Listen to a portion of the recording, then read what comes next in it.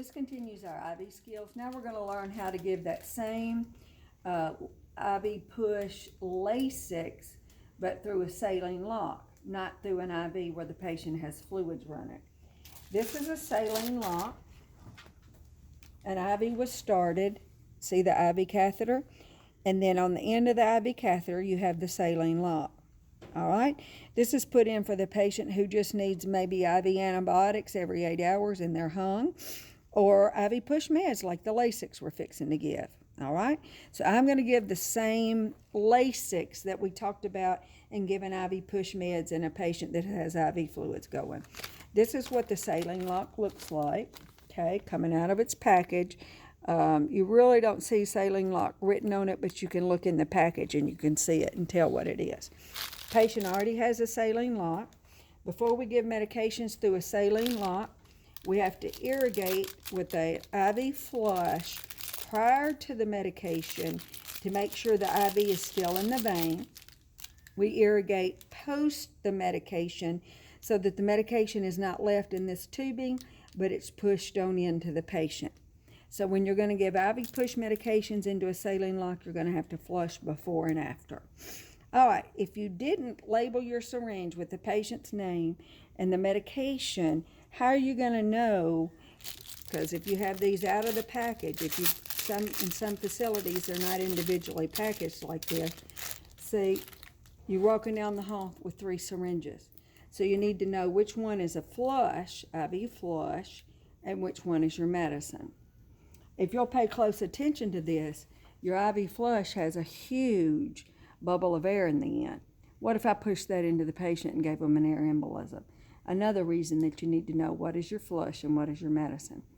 Before you use this flush, you've got to take the cap off and clear out the medicine. This is very hard to break this seal and push it out. If you don't do the trick I'm fixing to show you, when you try to push this air out, you're going to hit the ceiling with the saline. So the trick is to always pull back and break the seal.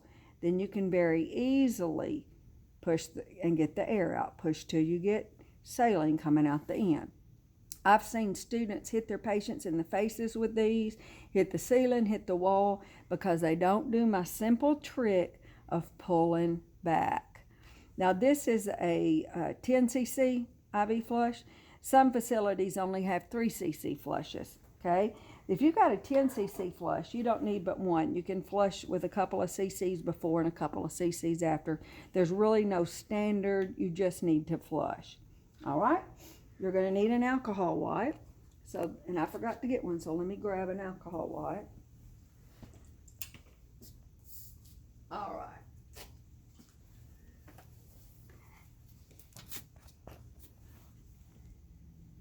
And you're going to wipe it 10 times. All right. You want to make sure that it's unclamped. When we get through with the process, we will clamp this back. If we don't clamp it back, blood can backflow, and you'll see blood in here, and it clots off, and the patient has to have a new IV put in. So it's very important to clamp. But if we don't unclamp it now, nothing will go in. Again, you've got that spring-loaded system. See how it's bouncing? So you have to push and turn at the same time.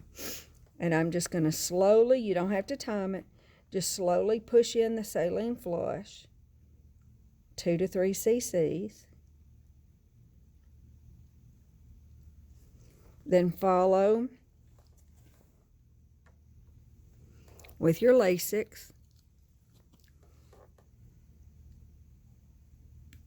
And again, remember Lasix is given slow IV push. If you give it too fast, it causes deafness. If you watch the IV push medication where we're pushing into IV fluids, you'll see that you watch your second hand, and every 15 seconds you're going to push some of your medicine so that you extend it over 1 to 2 minutes. 10 cc's, this is a 10 milligram dose. Lasix is diluted 10 milligrams per cc. That's how it comes in your vial. So we just have 1 cc to push here. So let's start it at the 9, push a little. Then we're going to wait to the 12, and we're going to push a little. Then we'll do it again at 3, 6, 9.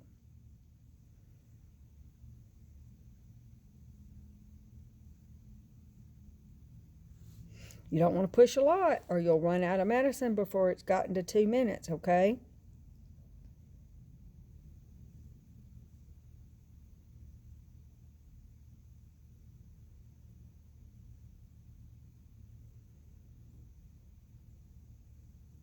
And you just have to stand here. You just stand at the bedside.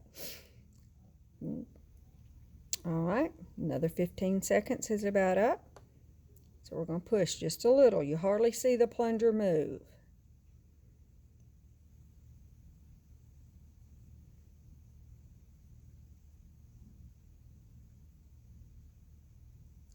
Another 15 seconds. This is how you spread your medicine out.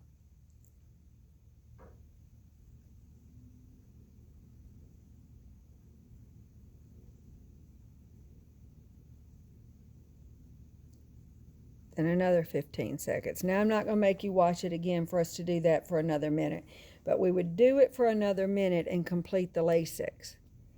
Then we come back, and we don't have to re-wipe each time. And we're going to flush again with 2 to 3 cc's of saline flush. Because if I don't, look, I've got Lasix all here in the saline lock. The patient didn't get it. It's in this tubing. So then I'm just going to slowly push the Lasix in. Okay.